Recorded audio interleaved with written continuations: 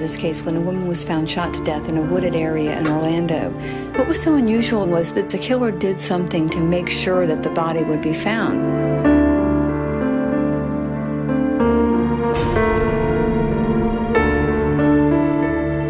1 month later, 2 additional victims were found shot to death under similar circumstances, and we feared that he was a serial killer on the loose.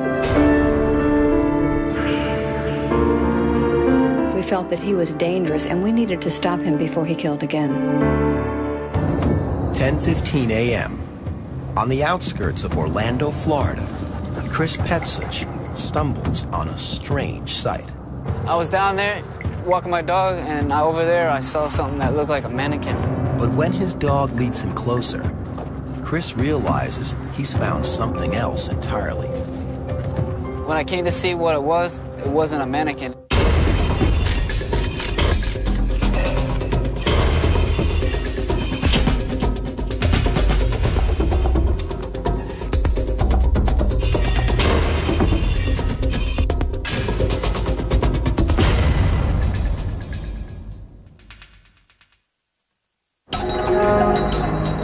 Just past 10 a.m., the Orange County Sheriff's Office receives a call reporting the discovery of a woman's body.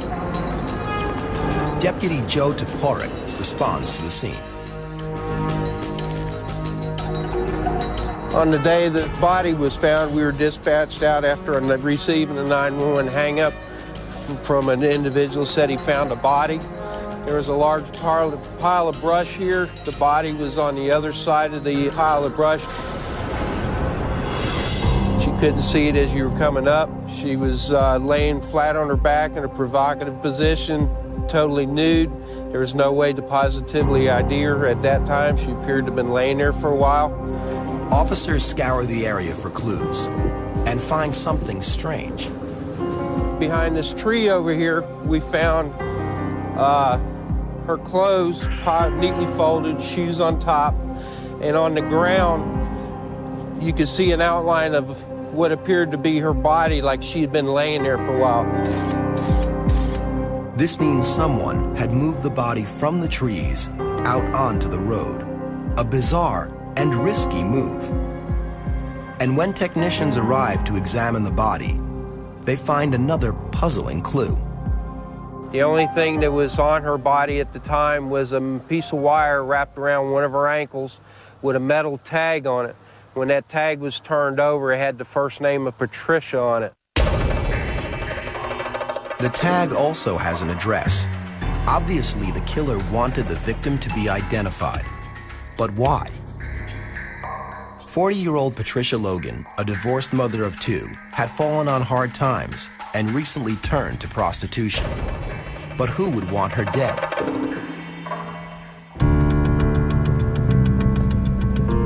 As lead detective Angelo Chioda sets out to track Logan's last known movements, he knows he has more than one mystery to solve.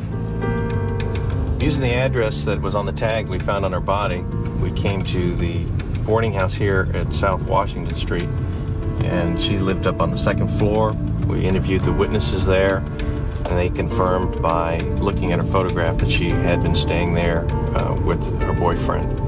But the boyfriend has an alibi, and no one else has seen Patricia Logan in days. Investigators decide to check out some of her favorite hangouts. Using the information from the witnesses, we found out she would frequent this area here. We came out with some flyers, put them up at the food mart, in the windows, and with anybody having information about Patricia Logan to please call Crime Line and help us out. The calls pour in, but the tips lead nowhere. Based on the information we received, the last day that we could trace her to was 4 days before she was discovered murdered. We had no other information to indicate who the killer was. Stumped, detectives turn to the only concrete evidence they have, the crime scene itself. And when the medical examiner's report comes in, Chioda notices something startling about when the victim's body had been moved. She had been dead probably 4 or 5 days, and she had been moved pretty recently, maybe within the night before. And what was unusual was that this person who killed her came back 3 or 4 days later and moves her back out to the roadway to be found. Why would the killer move the body and wait 4 days to do it? Detectives are baffled. It's time to call in a different kind of investigator. Profilers can be very helpful in cases where there isn't an eyewitness or where there isn't direct physical evidence that will link the offender to the crime. Because what we do is we read behavioral clues at the scene and we interpret those clues to tell the police what type of offender they should be looking for. Many of the killers that we've looked at over the years have made a lot of effort to try and hide the body and get rid of any physical evidence that even relates to the fact that a crime has occurred at all. What was so unusual about this investigation was that this killer moved the body to a place where she was certain to be discovered, and with this type of looking for notoriety, we felt we probably had a serial murderer on our hands and he was going to do this again. When Patricia Logan is found shot to death in the middle of a dirt road, her homicide leaves more questions than answers. Investigators hope FBI-trained criminal profiler Dale Hinman can help shed some light on the investigation's biggest mystery. Detective Kyoto wants Agent Hinman's perspective on why the killer moved the body. That we've gotten from back from the lab. Yeah, this is the dirt road off of West Colonial. Here's where the body is found. Her clothing is west of her and south of her, little bits of ways in the woods. And from the medical examination, appears that she had been laying there at least probably 3 days before she was moved from this tree line back out to the roadway. That's really unusual because it would seem like most of the people who, would kill somebody in an area like this would want them to not be discovered. Where to go. A killer who doesn't fit the usual patterns. Agent Hinman has seen this kind of behavior before. There's two possible reasons for this. One is the person felt compassion for her and wanted to move her out into the roadway so she would be discovered and then in fact put her name and address available to make sure that he had her correctly identified. Or it could have been that he didn't feel like he had any attention from the media, and by making sure that she was discovered, he could then claim credit for this crime. And a killer who craves the attention is a killer who'll strike again. 1 month later, a woman walking her dog in a wooded area not far from the first crime scene makes a shocking discovery.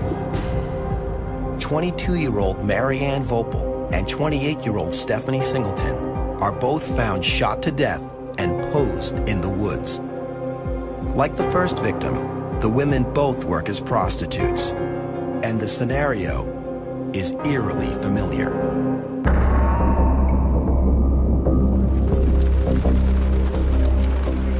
Special Agent Hinman and Orlando Police Detective Glenn Gause head to the scene. They want to find out if it's the work of the same person who killed Patricia Logan. Dale, over here is where we found both bodies. One was partially nude and the other was totally nude. This is very similar to the Patricia Logan homicide scene because you have essentially the bodies here and a roadway and also a body of water. The terrain is nearly identical, but there's one major difference from the first murder. Whoever killed these women did not move their bodies afterwards. How long were the victims' bodies here before they were discovered? One had been killed probably about 48 hours prior to us finding. The second one, 24 hours or less. To Hinman, it makes perfect sense. The killer didn't move the bodies because he didn't have to. I think it's significant that he's placing these bodies in areas that are well-traveled where they're likely to be found. And I wonder what he would have done if the bodies hadn't been discovered quickly by transients or campers who were in the area. He might have come back and moved these the same way Patricia Logan's body was moved. Hinman is certain the same killer is responsible for all 3 homicides. She's also convinced he'll kill again. Investigators redouble their efforts, and the work begins to pay off. One of the people that we did contact who was close to Singleton, Stephanie Singleton, was a guy named Larry Powell. Larry Powell is the 3rd victim's live-in boyfriend. He has no alibi, and she was last seen heading towards home.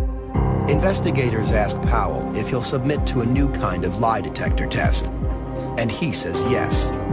Detective Keith Dudley is a voice stress examiner. This is the type of test that was used on Larry Powell. It's a voice stress analyzer, similar to a lie detector, but we hooked this microphone up to the subject, and the computer was able to read any stress in their voice and changes the normal pattern. The detective asks Powell a series of questions about his relationship with the victim. The machine reads the stress in his voice as he answers. The human voice has AM and FM frequencies in the normal voice, and basically during stressful times, according to the amount of stress, then the FM disappears. If Larry Powell is lying about his involvement in the murders, the machine will likely detect it. Larry Powell was asked, did he kill Stephanie Singleton, or did he know who killed Stephanie Singleton? Coming up next, Larry Powell's response. Is he the serial killer they're searching for? Profiler Dale Hinman has determined that 2 murder scenes in the Orlando area are the work of a serial killer. Detectives hope a voice stress analysis will reveal if the boyfriend of the 3rd victim is the man they're searching for. They begin the interview of Larry Powell.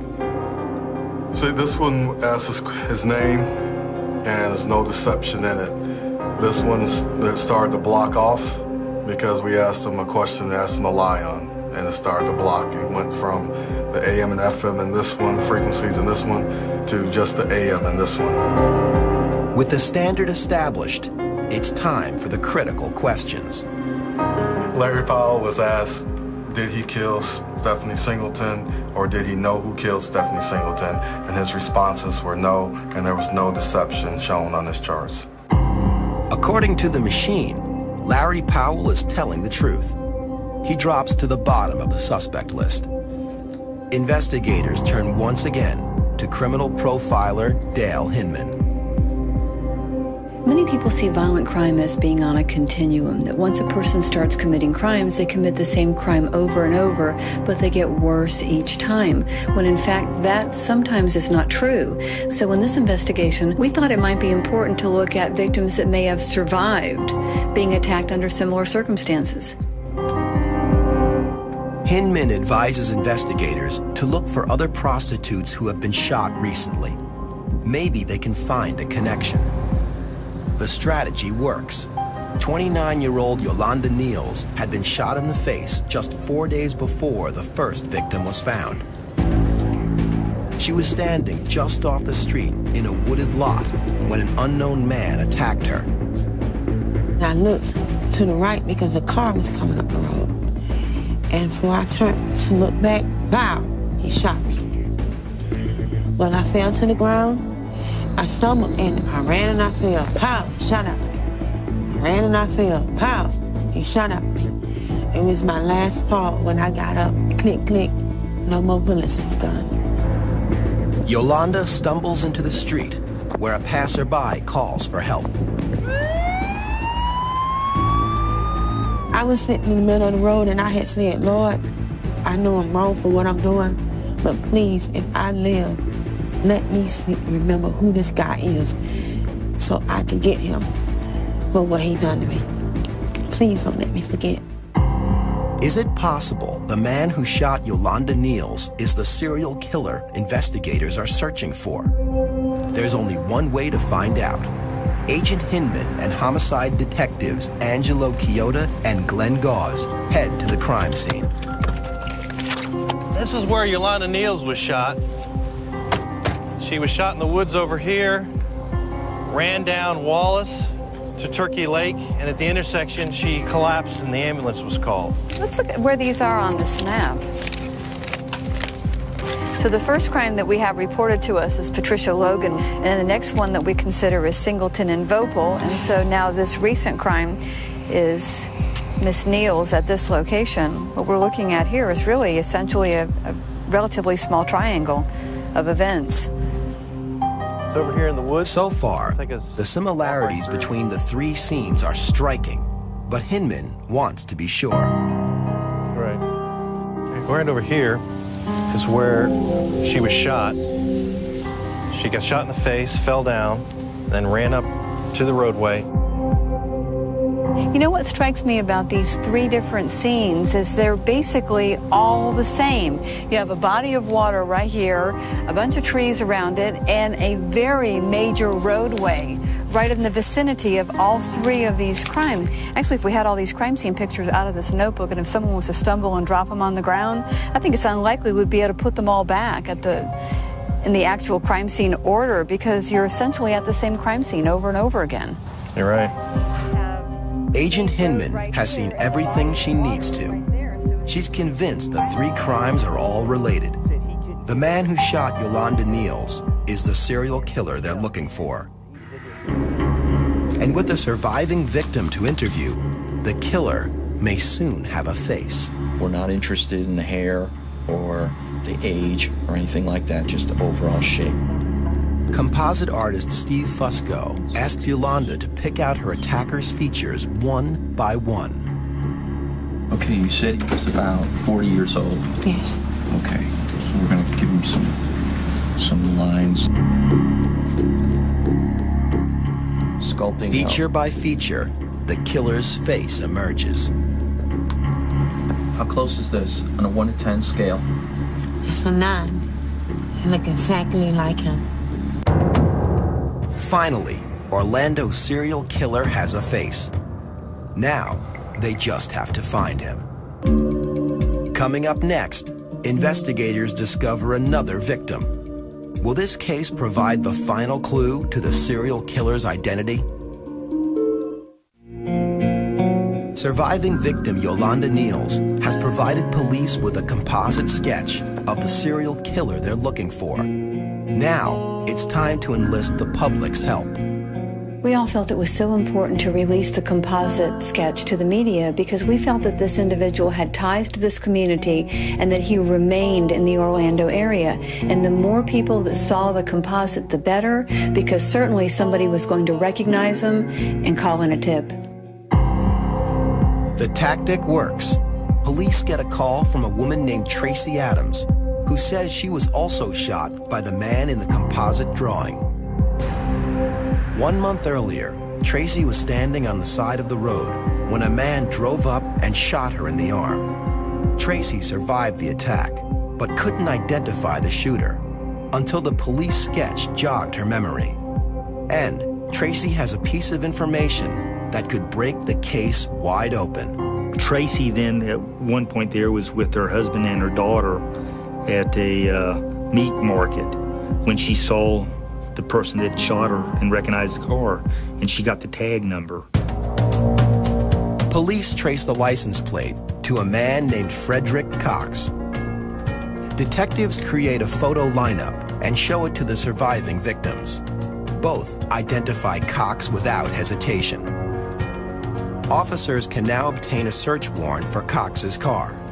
And finally, they discover the proof they've been waiting for. A 9mm handgun is in the glove box. The lab matched Frederick Cox's gun to the casings that were recovered where Tracy Adams and Yolanda Niels were shot. They were also able to match the projectiles that were recovered from Singleton and Vopel to Frederick Cox's gun. And that's not all. The ballistics database also matches Cox's gun to 2 additional unsolved cases where women were shot and survived. But there is still no evidence tying Cox to the first homicide, Patricia Logan. Frustrated, detectives turned once again to Cox's car. I was kind of exasperated because I had no information. I couldn't visually see anything that I could quickly identify in the vehicle. I just stood by and watched this sharing process. And I was explaining to her, I said, just anything, give me a call right away. And she looks down at the area between the seat and the side and says, oh, like these pieces of paper here? And she pulled up and flipped over, and she flipped over the other half of the tag that was tied to Patricia Logan. I almost fell out. And I did. I went screaming out the door, Stu, Glenn, and went running out after. You won't believe what we just found. This final piece of evidence, allows prosecutors to charge Frederick Cox with all 3 murders. In an emotional trial, Cox is convicted of multiple counts of first-degree murder and attempted murder. He is sentenced to life in prison without the possibility of parole. In just 45 days, Frederick Cox shot 7 women. 3 of the women died, and 4 of the women will have to live with that experience for the rest of their lives. We may never know how many other women he may have victimized in the past, but we do know that he'll never hurt anyone else again.